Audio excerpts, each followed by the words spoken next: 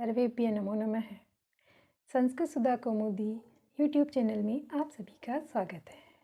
आज हम रुचिरा तृतीयो भाग है कक्षा 8 की किताब के प्रथम पाठ सुभाषितानि के अभ्यास प्रश्नों को हल करेंगे, साथ ही उसके शब्दार्थ भी देखेंगे। तो आइए शुरू करते हैं।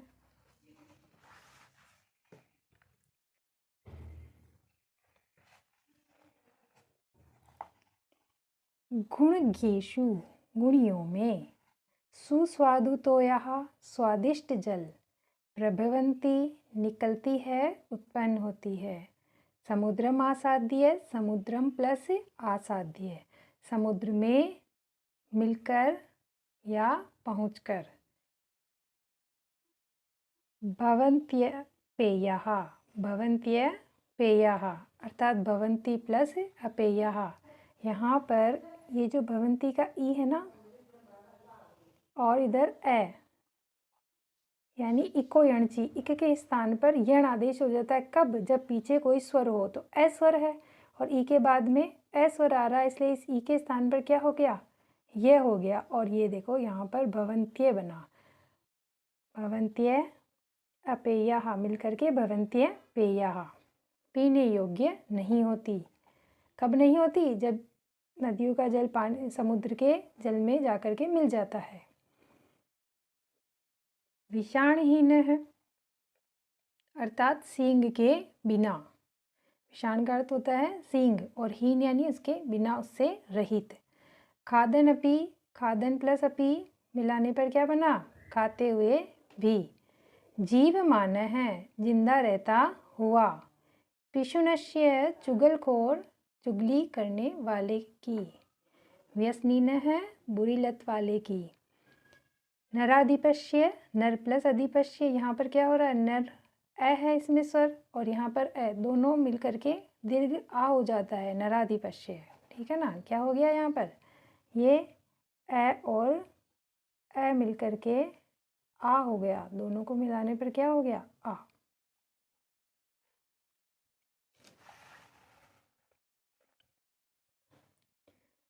जनयेन मधुमक्षिकासो, जनयेन मधुमक्षिकासो, जनयेत प्लस मधुमक्षिका प्लस असो।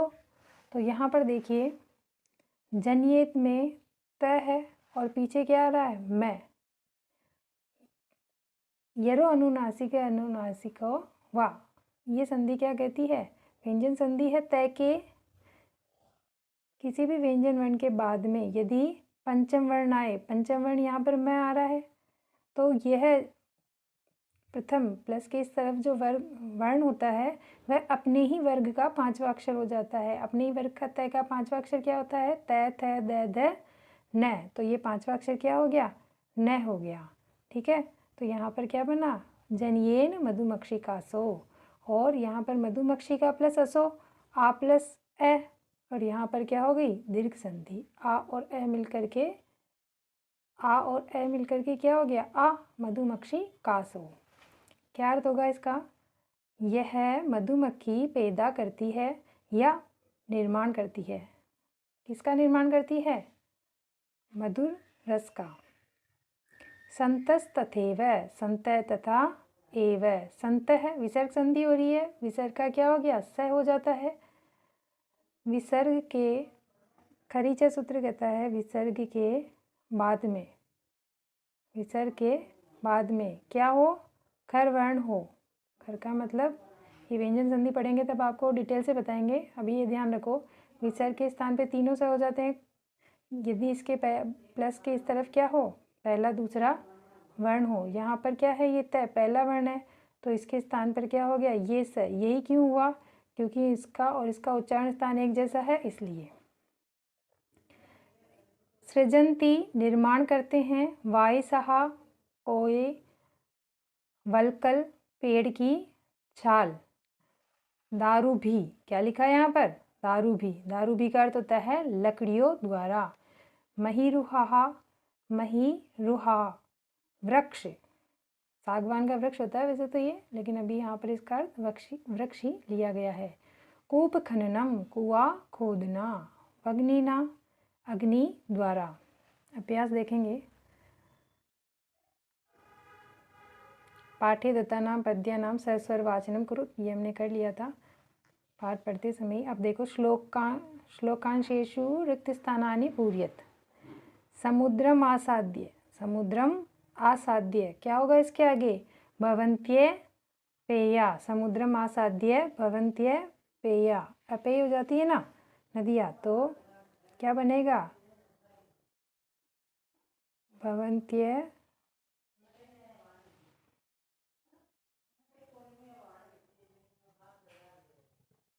विसर्ग आ जाएगी यहाँ पर।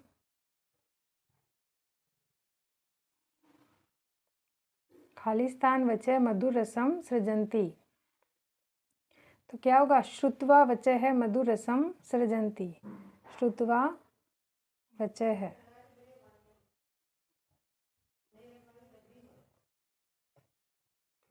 तद भागधेयम, तद भागधेयम परमं पशूनां,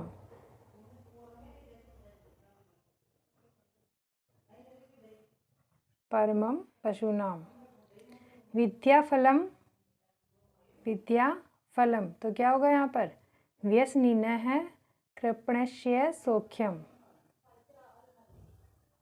व्यसनिनः। पौरुषम विहाय यह अवलंबते, पौरुषम विहाय यह, तो क्या होगा यहाँ पर? देवम अवलंब्यते, कि किस पर? जो किस पर निर्भर रहता है? देवम, देवम यानी भाग्य पर। चिंतनीया ही विपदाम, चिंतनीया ही विपदाम, तो क्या होगा यहाँ पर? चिंतनीया ही विपदाम आदावेव,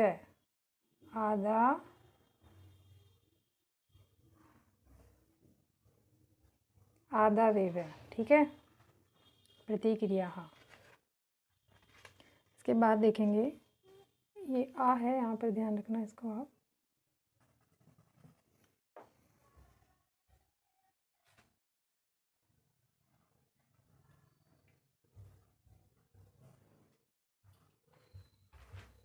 विसर्ग आ जाएगी। व्यसनीन किम नश्यति, व्यसनीन है किम नश्यति, प्रश्नानाम उत्तराणि एक पद लिखित, एक पद में उत्तर लिखना है। तो व्यसनीन है विद्याफलम नश्यति, अभी आया ना जैसे यहाँ पर विद्याफलम व्यसनीन है, तो यहाँ पर क्या होगा? विद्याफलम। कस्य यशः नश्यति, किसका यश नष्ट हो जाता है? लुब्धस्य, लोभी व्यक्ति का, लुब्धस्य। मधुमक्षिका किम जनयति, मधुमक्षिका क्या उत्पन्न करती है? तो माधुर्यम, माधुर्यमेव।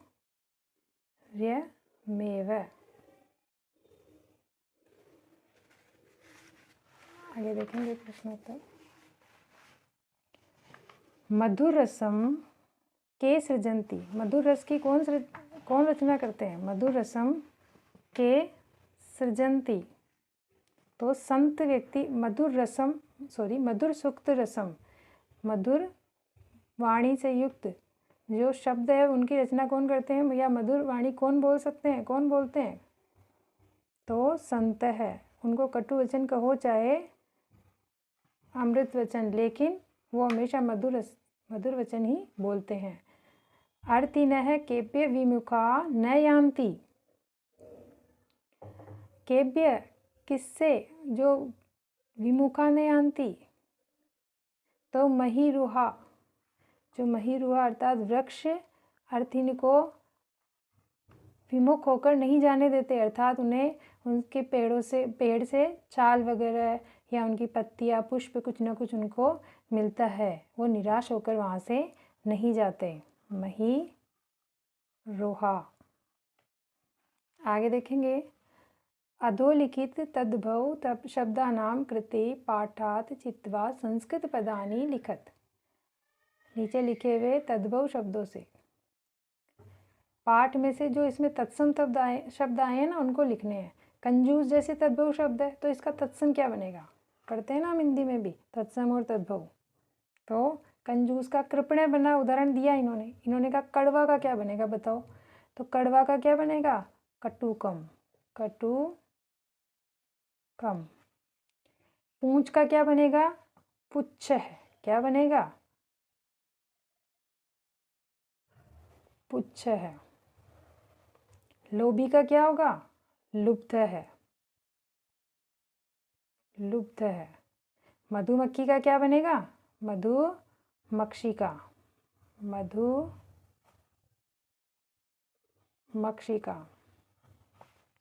तिनका का क्या बनेगा? तृणम, क्या बनेगा? तृणम। लिखितेषु वाक्येषु कर्तृपदम क्रियापदम च चित्वा लिखत। नीचे लिखे हुए वाक्यों में कर्ता और क्रियापद ढूंढ करके लिखना है।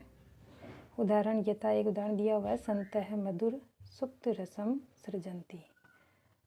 संतः, संत मधुर सुक्त रसम, मधुर शब्दों की, मधुर सुक्त रसम सृजन्ति, मधुर शब्दों को या मधुर वाणी की सृजन करते हैं, रचते हैं। तो यहाँ पर कर्ता कौन है? संत है। और सृजन्ति क्या है? क्रिया है। इसी प्रकार अगला है, निर्गुणम प्राप्य भवन्ति दोषाः। निर्गुणम प्राप्य भवन्ति दोषाः, दोष हो जाते हैं। क्या? निर्गुणम प्राप्य, निर्गुणी को प्राप्त होते हैं। तब क्या ये कह रहे हैं? गुण भी निर्गुणम प्राप्य, दोष निर्गुणम प्राप्य दोषाः, दोष में बदल जाते हैं। यदि वो निर्गुणी व्यक्ति को प्राप्त हो तो गुण भी दोष में बदल जाते हैं। तो यहाँ पर दोषा भवन्ति, दोष हो जाते हैं। तो दोषा तो क्या हो गई? यहाँ पर कर्ता हो गया, और भवन्ति क्या हो गई? क्रिया हो गई। देखो,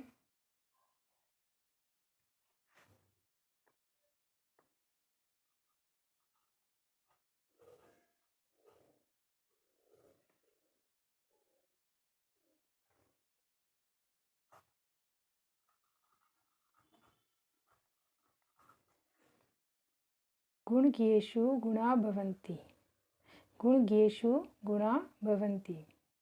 और गुणियों में गुण होते हैं। गुणियों में क्या बदल जाते हैं? गुण, गुण होते हैं। निर्गुण को प्राप्त होंगे तो दोष हो जाते हैं, और गुणियों को प्राप्त होते हैं तो गुण ही होते हैं। तो यहाँ पर गुणा क्या हो गया?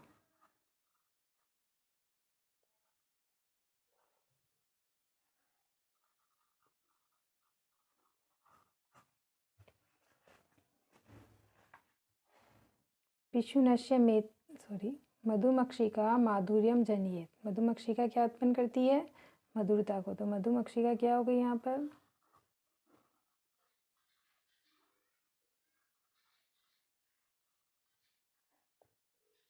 कर्ता, और ये जनियेत क्रिया हो गई। पिशुनस्य मैत्री यशः नाश्यति। चुगलखोरियों की, चुगलखोरियों के साथ हमेशा क्या होती है? चुगलखोरियों की मैत्री का नाश होता है, यश का नाश होता है। यहाँ लुब्धस्य यश नाश्यति होता है। तो मैत्री और यश दोनों की ही, दोनों करता है, और नाश्यति क्या है? क्रिया। तो मैत्री और कोमा लगा दो, यश है, दो करता है। दोनों वाक्यों के लिए इसका प्रयोग होगा, ठीक है ना।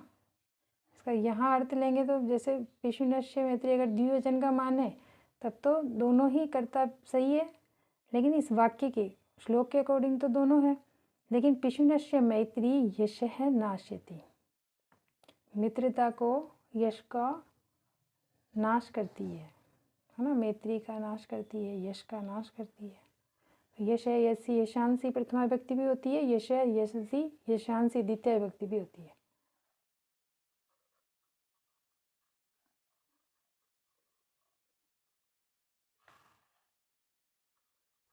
वाक्य के, श्लोक के अनुसार दोनों ही करता है।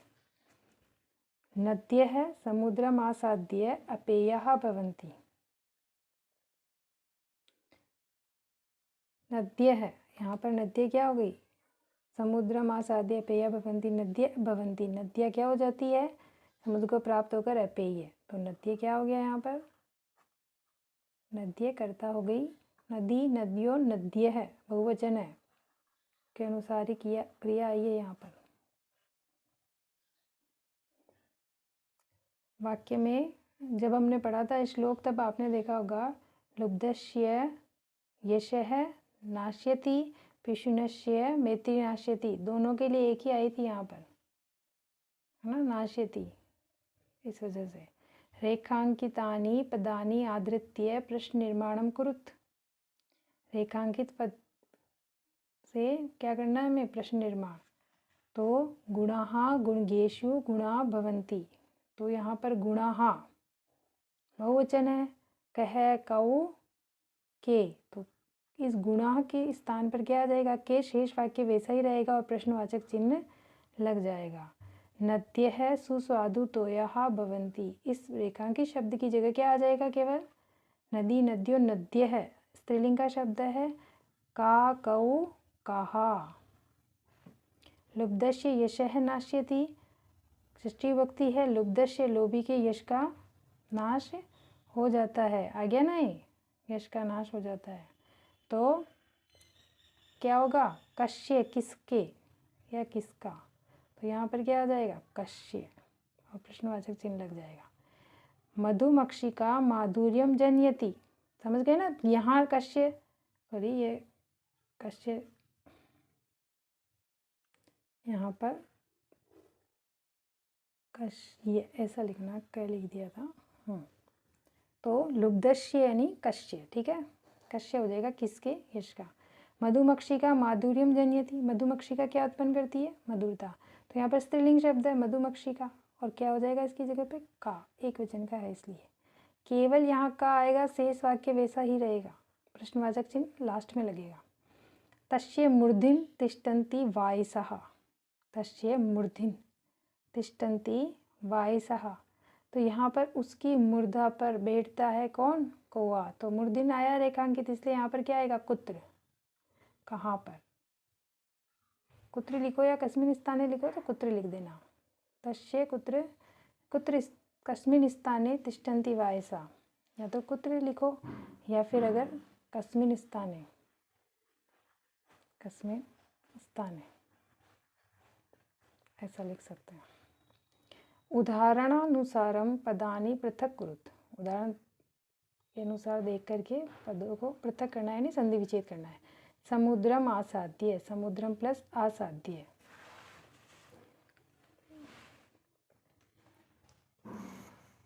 माधुर्यमेव, माधुर्यमेव, तो क्या बनेगा इसका, माधुर्यम प्लस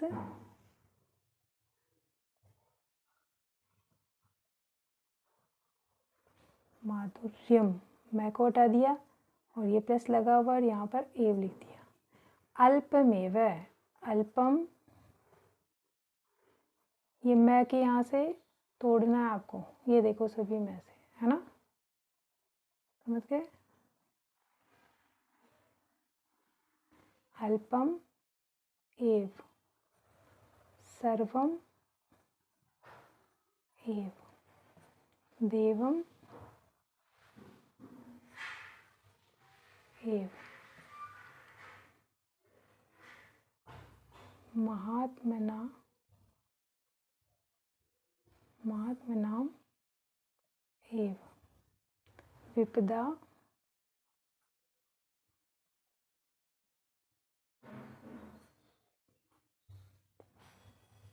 आदा वेव, ठीक है। आगे देखेंगे योग्यता विस्तार। प्रस्तुत पाठ में महापुरुषों की प्रकृति, गुणियों की प्रशंसा, सज्जनों की वाणी, साहित्य, संगीत, कला की महत्ता, चुगलखोरों की दोस्ती से होने वाली हानि, स्त्रियों के प्रसन्न रहने में सबकी खुशहाली को अलंकारिक भाषा में प्रस्तुत किया गया है। श्लोकों के पाठ के श्लोकों के समान अन्य सुभाषितों को भी स्मरण रखें तथा जीवन में उनकी उपादेयता संगति पर विचार करें। श्लोक हैं इसके, इनका वाचन करेंगे।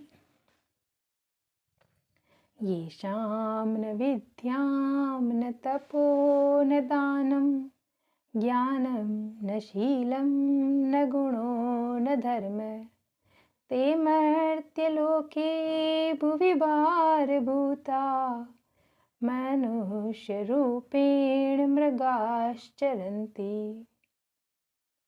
इसका अर्थ भी बता देती हूँ। येषां न विद्या न तपो न दानम, जिसके पास न विद्या है, न तप है, न दान है, न ही ज्ञान है, न ही शालीन स्वभाव उसका, न उसमें गुण है, न ही धर्म है। ते यानी वे मर्त्य लोक यानी इस मृत्यु लोक में अर्थात इस भूलोक पर, इस धरती पर, भुवि भारभूता भार के समान है, भार स्वरूप है, मनुष्य रूपेण मृगाश्चरन्ति, और वो यहाँ पर कैसे रह रहे हैं? मनुष्य का तो रूप धारण कर रखा है, लेकिन मृगाश्चरन्ति पशु के समान विचरण करते हैं।